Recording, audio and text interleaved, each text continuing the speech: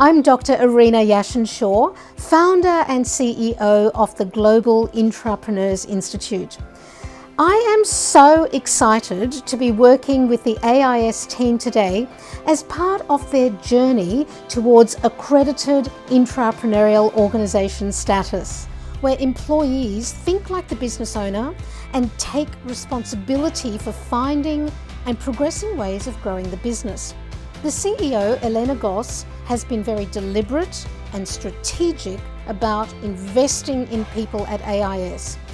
As an intrapreneurial leader, she is taking everyone on the journey. In this workshop, we are upskilling and empowering all AIS employees to see themselves as intrapreneurs. It's an absolutely essential element of the intrapreneurial organisation. Every single person who works here has an important and valuable contribution to make.